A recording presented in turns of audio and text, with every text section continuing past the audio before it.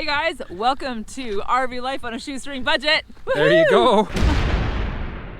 RV life. All right, so today we are talking about the topic that everybody wants to talk about, the fun stuff. That's right, because you've already know your why. You know, you just have to get this done. You already have worked on your incomes. You've already developed a budget that you can live on, and because you've downsized, and you've already downsized. So now what comes next? Buying, choosing, shopping, getting your RV that you're gonna live in. Let's do this!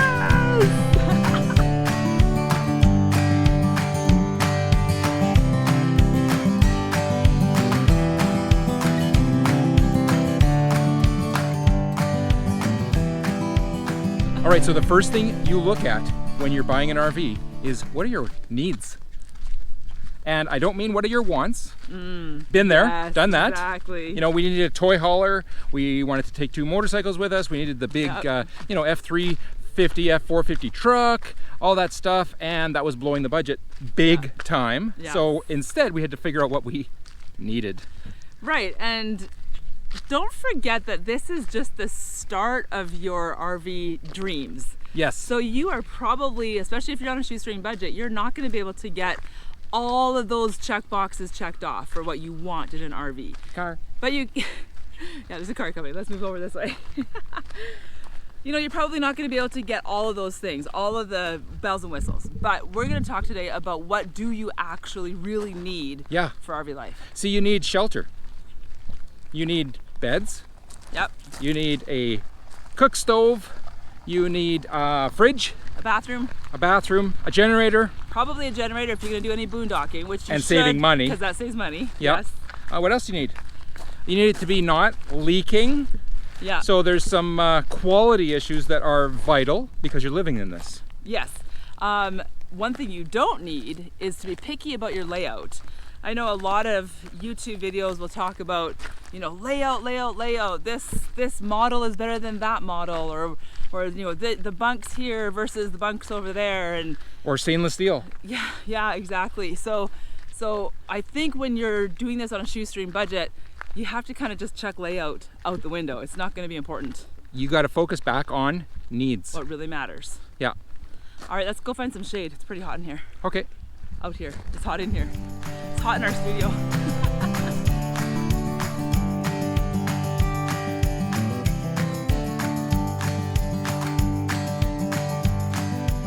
All right, so you guys might know all the different kinds of RVs. If you've been researching this for any length of time, you know that there are truck campers, there are trucks and trailers, there are fifth wheels, there are people driving around. A-frame trailers. Hey guys!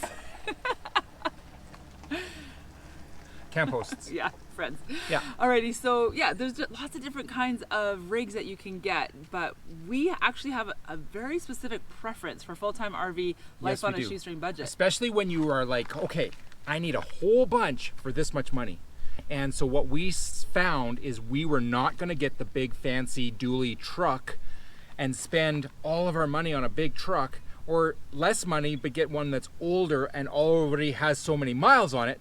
We started to look at the Class A's and the Class C's in the years that we could afford and said, you know what, we're going to get so much more for the dollars. A lot of them don't have a lot of miles. People have driven them from A to B and they park for a season and they drive back home. So actually, the engines are in really good condition. It is a misnomer to think that these vehicles, most of them are going to mile out. They won't. They don't. Because people park them for the winter. Yeah. People park them when they get to their destination. Yeah. People park them a lot. We're not driving our rig every day. Yeah, exactly. There you go. So, and not to mention the price of gas. If you have to have this big truck and a camper on it, or if you're pulling a trailer or a fifth wheel behind it, your gas prices are going to go through the roof. And we all can feel that pain of gas price right now. So. And you don't want to take a really big truck in to get milk. Exactly. So how much was this gallon of milk? It was about $25.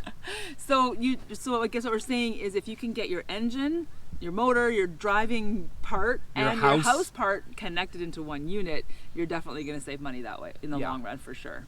That's what we found. All right, one way to save a lot of money is to buy when the market has less buyers. Okay? Ooh, good one. So when everybody's already out camping and it's the 1st of July, that's okay, all of a sudden there's a lot less buyers on the market because everybody's got their units. Yeah. Everybody's got their rigs, everybody's got their RVs. So now those that have a RV to sell all of a sudden see a smaller market coming in. This is especially in our location because we have a shorter season. Yeah. So what we found when I looked at the market 2 years ago, Here comes another camp host. 2 years ago, what I found is the third week of July, prices dropped. Yeah. Okay? We bought ours at the last week of August, first week of September, and we were about the only buyer in that whole scenario. Yeah, and the people who still are hanging on to their RVs and they've been trying to sell them all summer, they're willing to negotiate on price. Yes. They don't want to pay for another winter of storage. They just want to get rid of the thing. So They don't want to winterize. It puts you in a better situation. Yeah. Yeah, winterize, exactly. And then start marketing again in the next Starting season. all over. So they would start all over again. They want to sell it now. Okay? Yeah. So getting to a place where people want to sell it now is when you're going to buy and get the best bang for your buck. I bought a motorcycle in February in Alberta, and nobody was buying motorcycles February in Alberta. I picked it up in a truck, dropped it off at a warehouse. Perfect time to buy. So if you are thinking about doing this in a year or in 2 years, and you're in that first stage of maybe you are extreme downsizing, or maybe you're currently looking to get that income figured out, now's a good time to start watching the market in your area and say, okay, how much does this, like, pick 5 RVs, right, or 5 styles, and say how much do they cost, are they going for right now, and then just mark it down. How much are they going to be at the end of July? How much are they going to be at the end of August? How much are they at the end of September? And then you can start following a pattern for your area and finding out when is a really good time to buy. So where are you going to find this RV? Exactly. So the most obvious one, and we've talked about this before, are basically your classifieds. Yeah. So you're going to look at Kijiji, Craigslist, Facebook Marketplace, and you're going to find a private sale. You going onto an RV lot is maybe a good idea to go kind of get some ideas, do some dream building. But when you are actually getting down to the wire to find one that you are going to live in, you're not going to want to get it from an RV dealer because they're going to have their markup. They are. Now, some people, I know they need that support of the dealership and all that stuff. Hey, that's them. Yeah, for sure. That's good. And they want the warranty, and we're not talking to you because that's great that you can do that. And like I said, if you can get all that, that's fantastic. We are talking more to those of us who don't have the extra money. We can't do that. We don't have the ability to go and say, we want extended warranty on this, or we want to get this from a dealer so that it's guaranteed. We're taking a risk here, and it really is a risk. It is a risk. So recognize that. Yeah. Now, there is one that's in town that's called the auction.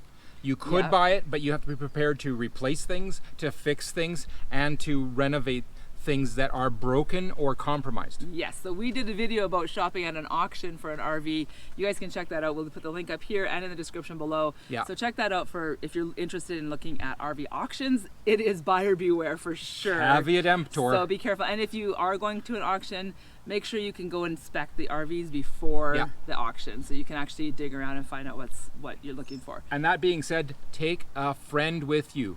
Have an extra person, especially one that doesn't have the emotion attached to buying their own RV. Before we do that, okay, because that's going to be more like how to find, like, what are you looking for? Where? We're still talking about where. We're still talking about where. Okay, find a RV rural. Yes. Because there's less buyers. Find an RV Drive out of the city. Has a for sale sign on it. On Why? the side of the road. Because then you don't have the market. Yeah. Where else can you find RVs? Sometimes your family members or your friends, like if people are getting older and they're getting out of the RV life, or if you have friends that just never use it, it's just sitting in their yard, maybe you can talk to them and say, can we make a deal? Can I do payments for a little while? Or can we trade maybe a skill for a trailer or different things like that. So I know a guy. So friends and family, do not write that off. That is a good resource. It is. Now also your trades. Because when you have a job that you do, you can trade that for an RV. We know somebody who did that in, we met them in Palm Desert. And they worked and gave their skill package, instead of an invoice, they got an RV. Yeah, exactly. Okay? That's possible. So now we're going to get into that. We're going to get into the how do you actually get this RV. Yes. So you found it now. Oh, and there was one more place. Fell in love with it. Oh. One more place. We actually looked on some of the storage lots. Oh, right. The small storage lots, the private storage lots, and we found a RV that we would be able to buy for $500. We almost got it. And within 2 days, it was like they negotiated with the family and it was no longer available. Yeah. But it was looking like we could have bought it. It was an older one, $500, Very guys. old. But that's the thing. So a storage lot is not a place you would typically think of buying an RV. Yeah. But people walk away from their contracts and they leave their trailer there. They leave their motorhome there. And the storage lot owner eventually will send that to auction. Yes. But if you can grab it that step before it goes to auction, you're going to save some money. So there you go. Now let's move into How you're going to pay for this thing. yeah, because like writing the check. Some of us just may not be able Ouch. to write that $10,000, $20,000, $50,000 check and say, there you go. Yeah. So how are you going to do this? Yeah. So we already gave one hint. One is trading skills. for skills. Yeah. Another is trading for an asset. See, I know a guy who has a nice car. Kent knows a guy. He knows lots of guys. He's got a really nice car. And if he ever said, I really want a really nice motorhome, that trade would work. Yeah, it could be a trade, or he would sell the car for that thing. So sometimes Yes. you might have an asset that you can sell. Yeah. Maybe it's got a lot of emotional attachment to it. Maybe could it's be going a- to be hard to sell it. It's not Yeah. something that you just, I can get rid of it. It's going to take some sacrifice on your part. You've been holding on to that for a while. It's a matter of priority. Yes. What do you want more? Do you want that asset that you have? Maybe it's a motorcycle or a car or something, or do you want the RV? Yeah. So go back that's- to your why. There you go. Go back to your why. See if it's important enough.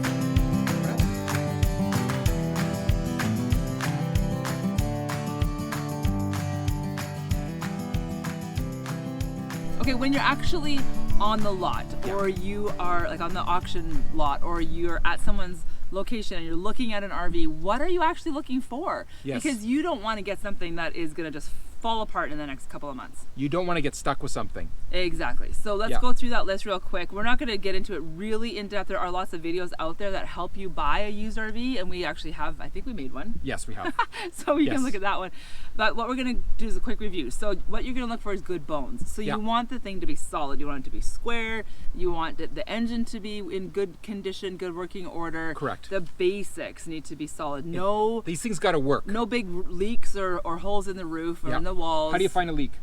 So looking for a leak, you're looking for a soft spot. So if you, and this takes some time. Yeah. You know, this is hard work, this part. This is a big deal. Yeah, so you're gonna go into the RV, you're gonna go to the front of the Class C or the Class A motorhome. Yeah. And you're gonna, or even a trailer, and you're gonna open those cupboards that are there, and you're gonna stick your hands right into the farthest away points you can, Yeah. and just touch that fiberglass. And if it's hard and solid, then it's fine. And you can But knock if on there's it. any mushy spots, or if it sounds bad as you're knocking on it, that is an indicator of that water damage has happened. Yeah. Or stains. You can also see stains. You're looking for the integrity. Yeah. If you push really hard in one corner and it's different than the other corner, you know that there's a problem. Yeah. So the front, Yeah. the front corners and the front edge and the back corners and the back edge are going to be your for sure look there. Yeah.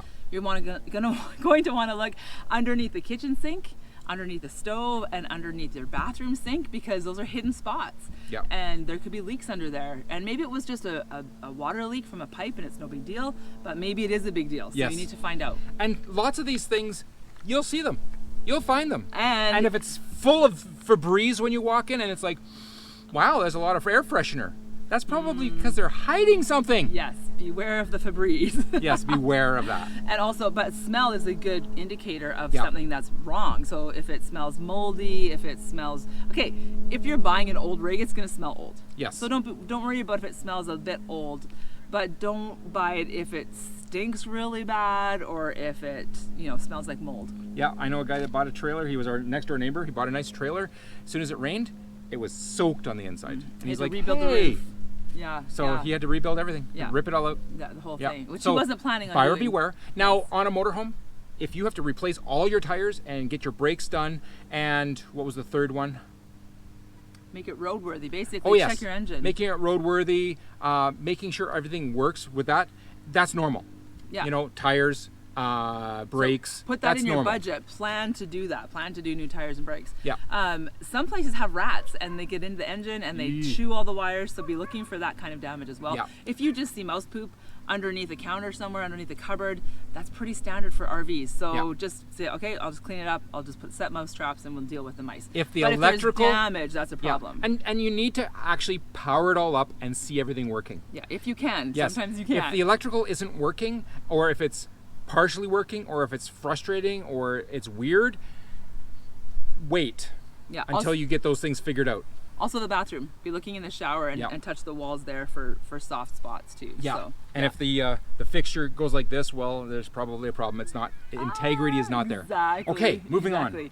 I'm trying to think if there's anything else you should really watch for. Get up on the roof, like climb that ladder, get up there, look at the roof, walk along the roof, inspect it, look for those soft spots on the roof. Yeah. So you know what you're getting. So if you're a super handy person, yes, and you can put a new roof on, that's great. But if you're not, like, know your limitations and be honest with yourself. And in your head, when you're thinking, oh, I can replace that, or I can fix that, or I can, you know, whatever. If you can, for real, you can. You have the tools, you have the skills, great. If you don't have the tools and you don't have the skills, or you don't have a buddy who can help you with that, probably better to wait and find the next one. And this process can take time. So don't be impatient. Don't shortcut it. Give yourself time to find that perfect rig.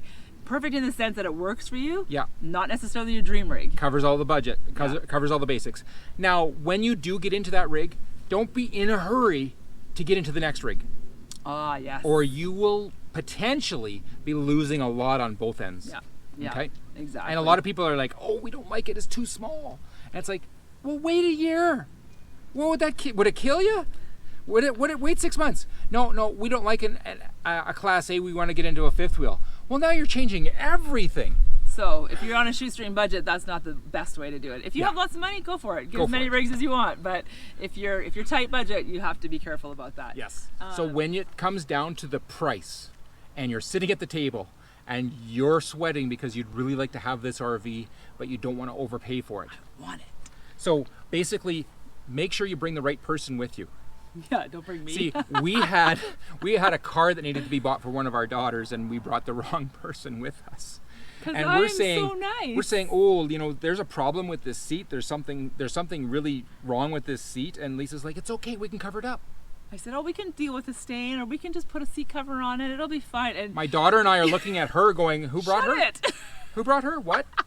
We're trying to bring down the price. When you're shopping for that RV and you see something wrong with it, don't be like, oh, I can fix that. Oh, it's fine. You might be thinking that in your head, but don't be saying that out loud, because you'll be like, oh, that's going to knock a few dollars off. Well, that's definitely going to bring the price lower. So that might be obvious to some people, but it's not obvious because to the me. emotions get involved.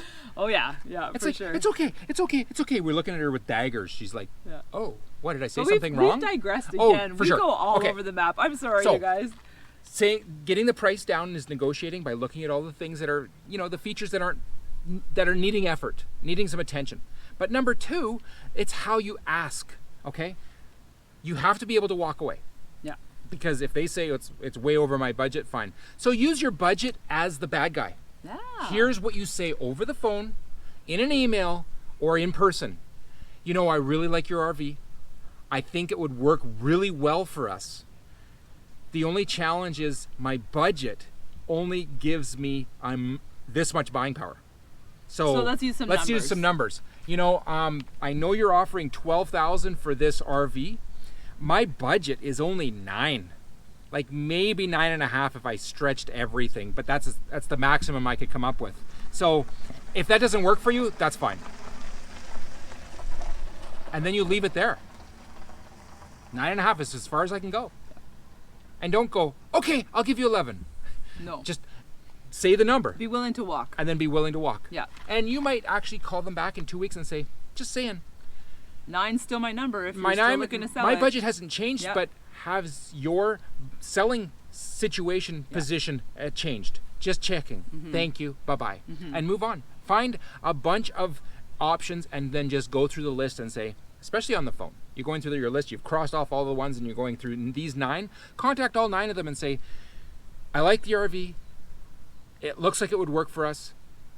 The only challenge is my budget is only, and fill in the blank and let them respond to you. See, some people think, oh, that's an insult. Yeah, I've heard people say that. Well, that's But here's the problem.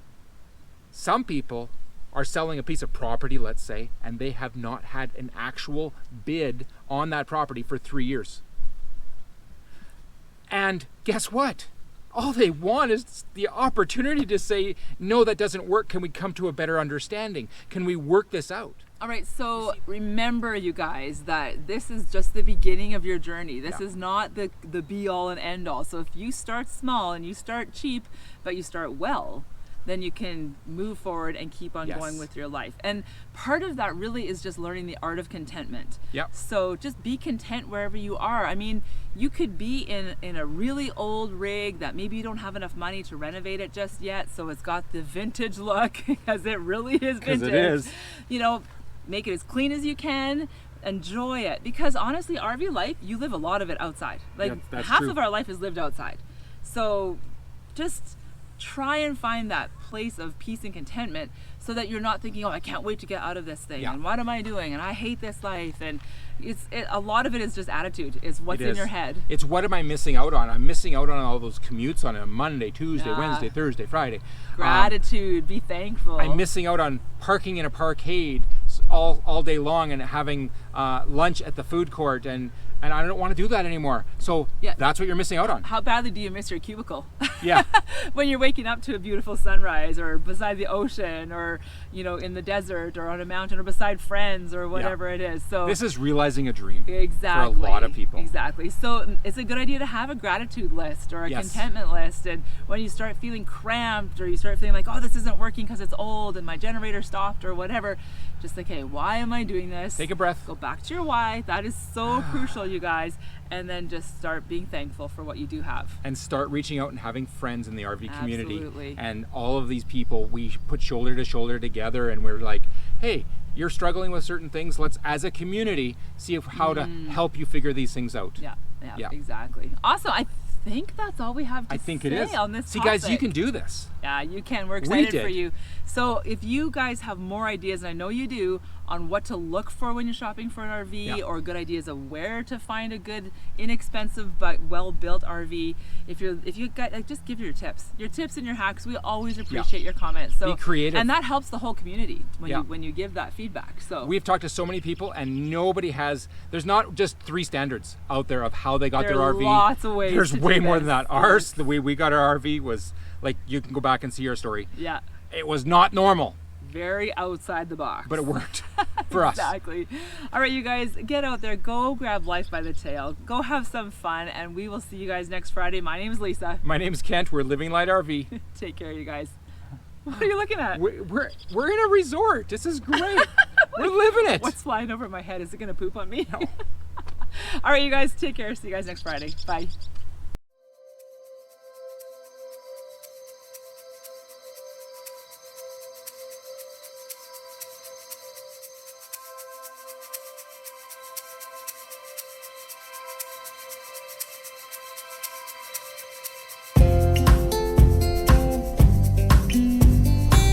If you want more information on our downsizing journey, more of the specifics, the practical of how we did it, you can check out our website at livinglightrv.com. What about the outro?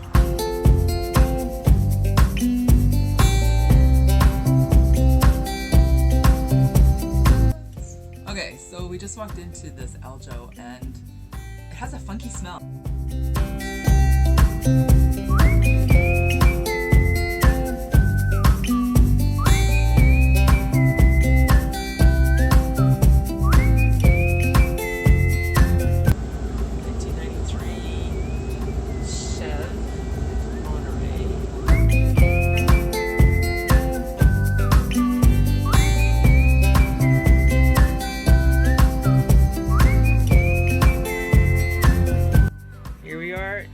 Renovation. We're still in the demolishing phase. Kent's taking out carpet in the bedroom. Being organized, like this is the kitchen hardware, this is the living room hardware, bathroom, this is the cab area hardware. So yeah, that hopefully will help us figure out where things go in the end. All right.